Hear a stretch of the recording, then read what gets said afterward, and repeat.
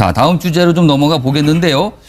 민주당과 국민의당 협조를 통해서 이른바 김명수 대법원장 후보자 임명안을 국회 통과를 시켰죠. 그런데 뒷말이 참 많습니다. 우선 좀 봐야 될 것이 임명안 국회 처리 전날 민주당이 국민의당에서 그동안 대선 관련해서 했던 고소 고발을 대거 취소를 합니다. 그래서 다음 날 인준안이 통과가 됐죠. 이 내용이 뒤늦게 알려지면서 협치가 아니라 이건 거래 아니냐, 주고받기 아니냐 이런 논란이 벌어지고 있는데 백 변호사. 네. 이거 좀 어떻게 이해해야 될까요? 사실 그 저번에 김희수 헌재 소장 표결할 2표가 부족해서 부결이 그렇죠. 됐죠. 아주 민주당은 땅을 쳤습니다. 네. 그리고 그때와 이번에 김명수 대법원장, 이제 대법원장이시죠. 대법원장이 되기 전에 후보자 시절에 이게 과연 통과될까? 이게 별 차이가 없을 것 같다 이런 얘기가 많았어요. 그래서 이 인준 표결할 당시까지도 통과가 되느냐 마느냐 이건 예측이 어렵다는 정도 얘기가 나왔었는데 예상을 뒤엎고 굉장히 많이 나왔죠. 10표 정도 298명 제적에 160표가 나왔잖아요. 그러면 10표가 더 나온 거라고 10표가 더 나왔죠. 그러니까 국민의당 의원들이 굉장히 많이 협조했다는 거는 뭐 당연한 사실인데 그 협조의 과정에서 조금 전에 말씀하셨던 것처럼 그 대선 당시에 문재인 대통령의 아들 문주종 씨에 관련된 막 뭐 허위 사실 유포에 관련돼서 굉장히 그 공방이 뜨거웠다가 한 10건 이상 된다고 10건 이상을 고소 고발을 했는데 그거를 이제 김명수 대법원장 후보자 이 표결 전날 이제 싹 취하를 한 거잖아요. 그러니까 이게 과연 협치인가 아니면 뒷거래인가 이게 논란이 되는 건데 조금 더 의심을 받을 수밖에 없는 게 취소를 하려면 다른 야당 거를 동시에 다 취소를 했으면 별 뒷말이 없을 것 같아요. 이거는 그냥 전체적인 협치 차원이다. 그런데 딱 집어서 국민의당 관련된 것만 취소를 했기 때문에 뒷말이 자꾸만 나오고 있거든요. 이제 국민의당 것만 취하하면 충분히 국민의당만 협조를 하면 통과될 수 있으니까. 그리고 문재인 대통령도 국민의당 당대표가 안철수 대표하고 그리고 김동철 원내대표에게만 전화를 했잖아요. 그렇죠. 다른 쪽은 안 하고 미국 유엔 가기 전에. 유엔 가기 전에 그랬죠. 그러니까 국민의당을 확실하게 타겟팅을 한 건데 그러다 보니까 조금 전에 말씀하셨던 건 이게 그냥 정말 정치적으로 협치라고 봐야 되는 건지 이게 뒷거라고 봐야 되는 건지는 논란이 생긴 겁니다. 황 소장님. 예, 최근에 또 다른 쪽의 상황을 한번 봅시다. 저는 뭐 개인적으로는 취업 청탁이나 그다음에 수뢰나 이런 게 있다면 직위 고하를 막론하고 이 다 처벌돼야 된다는 생각을 가졌는데요. 지금 이 자유한국당 의원들에 대해서 또 바른정당의 전 대표에 대해서 지금 전방위 수사가 들어가고 있지 않습니까? 이 강원랜드, 카이. 그렇습니다. 그다음에 뭐 그거는 채용 부정입니다. 제가 뭐 그걸 다 하게 되면 아마 이 요 근래 9년간에 주로 많이 했을 거니까 그 이전에는 뭐 기록도 잘 안 남았을 거고 흩어졌을 거니까 자유한국당에 많은 사람이 더 걸릴 수 있을 거예요. 그리고 그 외에 또 보좌관 수뢰 이런 부분으로 걸려들고 있어요. 이런 상황에서 국회에서 이렇게 이 대정부 질의나 이런 걸 하는 과정에서 여당 의원과 총리 간에도 전직 대통령 수사부터 시작해서 현직 자유한국당 대표 수사, 친박의 또 수뇌부 수사 이런 게 지금 질문하고 답변되고 했어요. 자, 이런 상황에서 국회를 갖다가 이 김명수 대법원장의 통과 직후에 이제 이 선거 때 있었던 고소고발 또 지금 국민의당이 원하는 이 중소선거구로의 그 개정, 중대선거구로의 그러니까 선거구제 개편도 이 얘기도 그 미리 사전에 했다는 얘기가 나오고 있어요. 그리고 이제 개헌 문제까지도 또 언급이 됐다. 그거야 국민의당이 지금 존립하려고 한다면 이 중대 선거구제가 돼야 국민의당 의원들이 현재 당을 유지하면서 당선될 가능성이 높고 또 더 나아가서 개헌을 해야 국민의당의 역할이 있을 수가 있죠. 그 얘기 좀 이 선거구제가 중대선거제로 개편이 되면 국민의당한테 어떤 식으로 구체적으로 유리하게 됩니까? 지금은 이 작은 선거구제 한 20만 명 되는 데에서 1등 한 명만 뽑지 않습니까? 한 명만 뽑고. 근데 이게 이제 한 40만 명쯤 이렇게 넓어지면서 2명이 된다면 호남 같은 경우에 한번 생각해 보세요. 국민의당과 더불어민주당이 1, 2등을 다툴 건데 둘 다 될 수 있지 않습니까? 예를 들어 광주에서 선거구를 아주 크게 키워서 2명, 3명을 뽑는다면 1등을 민주당 의원이 뽑힐지라도 국민의당도 뽑힐 수 2등. 물론 선거구가 넓어지면 없어지는 선거구도 생기니까 거기에서 도태되는 사람도 있겠지만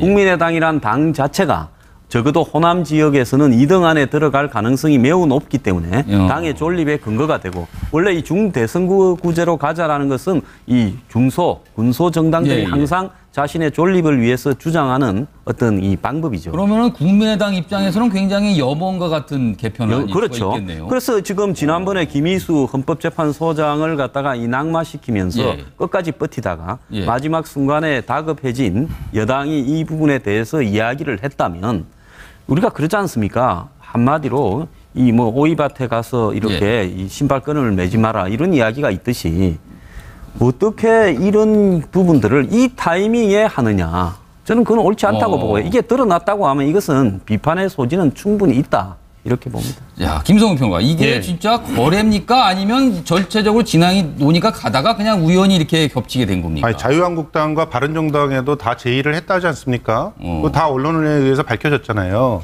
다 제의했는데 자유한국당 스스로는 안 하겠다고 했고 그 바른정당도 거부했으니까 합의가 안 돼가지고 못한 거 아닙니까? 그리고 취하하는 거를. 그렇죠. 예. 그 황 소장님 이전에도 그런 얘기를 많이 하셨지만 뜨겁게 선거를 통해 가지고 경쟁하다가도 선거가 끝난 이후에는 그런 부분들을 갖고 고소가 있었다고 하더라도 서로가 의회를 갖다 살리기 위해서는 취하하는 것도 마땅하다고 말씀 이전에 많이 하셨잖아요. 이전에 많이 안 했는데 그러고 정확하게 찾아봐요. 이전에 말한 적 없고 그다음에 정확하게 이야기를 하자면 잠깐만 좀 있다. 여기 말씀 다 하시고 나서. 이게 실제로 지금 현재 중요한 것은 협치잖아요. 협치를 하기 위해서 서로가 서로의 발언이나 그 선거 때 의혹들을 제기를 한 거 가지고 고소를 하고 고발을 하고 그걸로 그 재판을 하고 이렇게 진행되는 것이 의회를 존중하는 그런 처사들이 아니라고 보는 거죠. 그러면 당연히 선거 이후에 그걸 정리를 해줘야 되는데 가령 그것이 황 소장님 말씀하셨던 것대로 채용의 비리라든가 뇌물이라든가 권력의 남용이라든가 이런 것들은 취하기가 어렵겠죠. 그렇지만 선거 캠페인 도중에 오갔던 그런 문제들에 대해서는 취하를 할 수가 있는 거 아니겠습니까? 근데 이걸 거래라고 한다면 협치를 하라고 하는 요구를 한쪽으로 하면서 특히나 많은 정치평론가들이 그런 얘기를 하잖아요. 지금 의회가 중요하다. 의회가 살아 움직여야 된다. 의회 안에서 합의를 한다는 건 뭐예요? 줄 건 주고 받을 거 받는 거 아니에요. 그런데 이런 부분은 다 뒷거래다. 그것도 한 당에만 그냥 그 얘기를 해가지고 그 제안을 한 것도 아니고 모든 당에 다 동일하게 제안을 했고 받느냐 안 받느냐라고 하는 것들이 있었던 걸 가지고 결과적으로는 이쪽만 그 취소를 해줬기 때문에 이게 거래다. 이렇게 말하는 건 굉장히 좀 부적절하다고 보고요. 선거구제 개편도 그런 맥락에서 좀 이해를 해야 된다. 중소선거구제는 우리 기억하시겠지만 사실은 중소선거구제는 예전에 군소 정당들은 반대했던 선거구제 아닙니까? 그래서 87년 민주화 이후에 소선거구제로 바꾼 이유가 뭐예요? 그 전반적인 지지도와 조직력이 있는 그런 정당이 거의 모든 지역에서 1등이나 2등을 내면서 싹쓸이 해가는 그래서 과반을 항상 유지하게 되는 그런 상태를 깨기 위해서 소선거구제가 들어왔던 것이고 그리고 지금 현재는 중소선거구제로 중대 선거구제로 바꿔가야 그래야 이제 지금 소규모 그 정당들도 원내에 진출할 수 있다라고 하는 걸 이제서야 검토하는 것이기 때문에 어디에 유리하다고 말할 수가 없는 거죠. 국민의당이 특별히 유리하다고 국민의당은 어차피 그 호남에서 반 정도는 먹는데 그걸 가지고 뭐 그 이득이다 이렇게 말하기는 어려운 거고요. 오히려 더불어민주당 같은 경우가 부산이라든가 그 대구라든가 이런 데서 그 2등을 갖다 냈었을 때 당선될 가능성이 높아서 오히려 석이 확대될지도 모르는 겁니다. 그러니까 이런 부분들을 무조건 어디한테 유리하니까 했다라고 이렇게 보는 것은 적절한 분석은 아닌 것 같습니다. 예, 소정욱 변호사. 저는 이게 한마디로 협치가 아니고 뒷거래로 보는데요. 바로 이게 두 가지 이유인데 첫째는 이게 협치라는 거는 제1야당하고 해야 돼요. 예를 들어 자유한국당의 도움이 없이는 모든 이게 법안이 안 되는 거예요. 근데 자유한국당은 무조건 문을 닫은 거 아닙니까? 그런데 저는 이게 제안을 했다는데 진정서 어린 제안이 없잖아요. 항상 여당이 좀 먼저 크게 주고 먼저 주고 해야 되는데 그런 게 없이 그냥 제안했을지 모르지만 따라서 저는 이게 일단 자유한국당이나 바른당 보수하고는 이게 전혀 없었다는 점에서 협치가 아니라 보고요. 두 번째는 이게 좀 시점이 미묘해요. 예를 들어 이게 고소 취하도 좋은데 그럼 이게 대부분자 임명하고요. 투표하고 나서 하면 안 됩니까? 근데 왜 그 직전에 합니까? 조금 전에 우리 황 소장님 말씀드린 것처럼 정말 이게 이하 부정관 오얏나무 아래서는 이게 가끔도 고쳐매면 안 돼요. 근데 시점이 아주 잘못됐고요. 가끝을 너무 세게 고쳐맸다 그 아래서. 그렇죠. 그다음에 저는 이제 팩트로 이게 예를 들어 선거구제나 개헌까지 했다는 거는 팩트인지 아닌지 제가 모르겠어요. 근데 그게 만약에 그런 거래까지 했다면 그게 자유한국당이나 바른당에 도움 없이 이게 국회 통과되겠습니까? 저는 이게 앞으로 좀 더 진정한 협치로 가야지 요번 거래는 대법원장이 통과시키기 위한 어떤 뒷거래다. 이렇게 저는 보는 거예요. 자, 황 소장님께 짧게 할게요. 첫 번째로 저는 이렇게 봅니다. 이 선거 당시에 있었던 허위 사실은요. 예. 취업 청탁보다 훨씬 심각한 겁니다. 그러잖아요. 대고 보자고 막 거짓말을 한다는 거는 국민의 표심을 속이는 건데요. 예. 이런 거는 절대로 취하해주면 안 되지요. 예. 선거 끝나면 다 좋다라는 건 저는 아니라고 봅니다. 예, 예. 두 번째로요. 자유한국당에 제안했다고 해서 그것이 옳았다라는 건 절대 아닌 거죠. 예. 왜냐하면 이 협치라는 것은 평소에 협치를 해야지.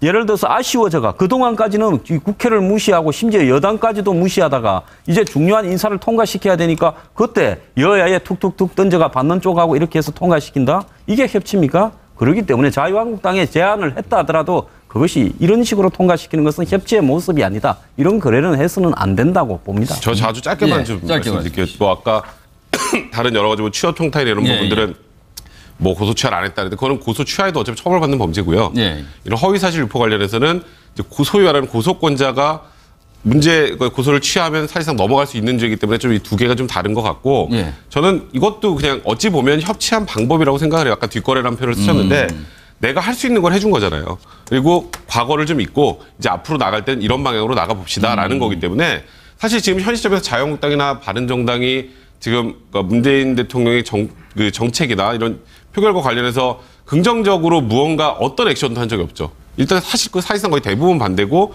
뭐 오자 회당 뭐 여당 대표 다 모아서 하자 해도 홍준표 대표 나오지도 않는 그런 정도의 상황이기 때문에 현실적으로 할 수 있는 협치가 없는 거예요. 그러니까 제안을 해서 안 받으면 어쩔 수 없는 거.